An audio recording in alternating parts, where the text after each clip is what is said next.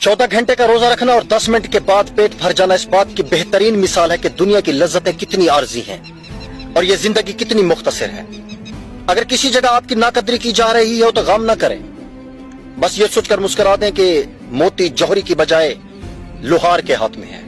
किसी की जेब से जितना मर्जी महंगा और शानदार डिनर कर लें, सुबह दोबारा भूख ही लगती है। बात कहने की यह है कि पेट की खातिर कभी भी अपनी इज्जत नफ्स और ईमान का सौदा ना करें।